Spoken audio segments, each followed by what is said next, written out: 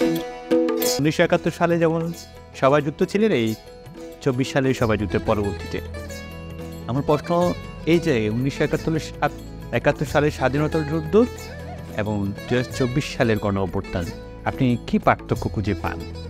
আসলে আপনার প্রশ্নটা বাংলাদেশের রাজনীতির 53 বছরের সাথে এবং বিগত ব্রিটিশ বিরোধী এবং পাকিস্তান 25 বছরের দুঃশাসনের ইতিহাস আমাদেরকে মনে করিয়ে দেয়।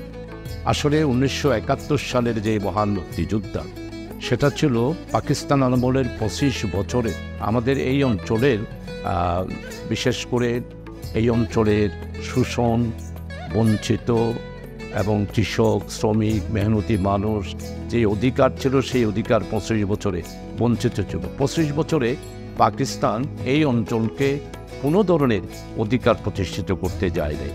যেমন শিক্ষার দিক থেকে, চিকিৎসার দিক থেকে, কৃষক, শ্রমিক, মেহনতি মানুষের অধিকারের দিক থেকে, শিল্প কারখানার দিক থেকে, এরপরে হচ্ছে ব্যবসা বাণিজ্য, সব কিছুই পাকিস্তানের পশ্চিমা শাসক গোষ্ঠীদের একটা দোসর পাঞ্জাবিরা এবং বোম্বাইয়া, বিহারি, এরাই এই দেশকে 25 বছরে এদেশের মানুষের উপরে তারা এমন জগদল পাথরের মতো বসেছিল, যার কারণে 1969 সালের গণ অভ্যুত্থান হয়েছে, 70-এর নির্বাচন হয়েছে।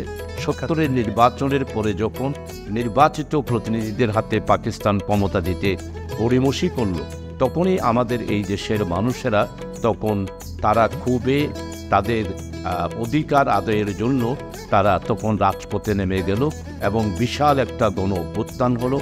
এই গণ অভ্যুত্থানের মাধ্যমেই 71-এর মুক্তিযুদ্ধ হয়েছে।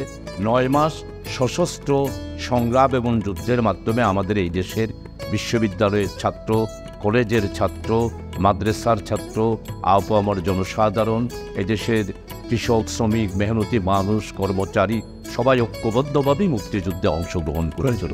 এই মুক্তিযুদ্ধ ছিল তখনকার 70 কোটি বাংলাদেশের মানুষের তাদের মনের দিক থেকেই পশ্চিমা শাসক গোষ্ঠীর বিদ্রোহ। তো এরপরে সবচেয়ে বেশি এখানে উল্লেখযোগ্য, সেই দিন 71 সালে রাজনৈতিক দলের মধ্যে যারা নেতৃত্ব দিয়েছিল, তারা এই দেশের মানুষকে ফেলে তারা হিন্দুস্তানে গিয়ে শরণার্থী হয়েছিল। কিন্তু যুদ্ধ করেছে এই দেশের যারা অবস্থান করেছিল, তারাই যুদ্ধ করেছিল।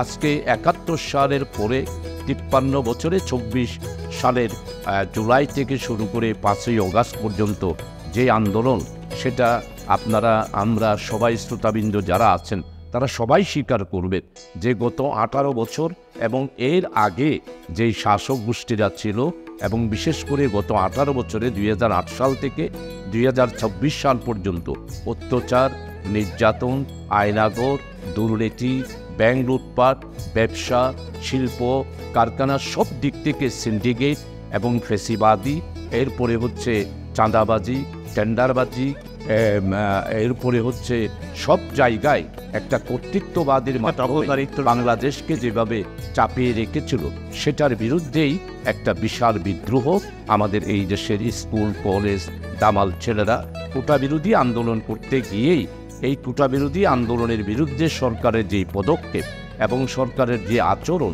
বিশেষ করে তৎকালীন সাবেক প্রধানমন্ত্রীর যেই উক্তি এবং ওবায়দুল কাদের সাহেব পার্টির সেক্রেটারি জেনারেল বলল যে এই আন্দোলনকে মোকাবেলা করার জন্য আমার ছাত্রলীগই যথেষ্ট, এইরকম একটি কথা, এইরকম একটি ঘোষণা কোনোদিনকে হতে পারে?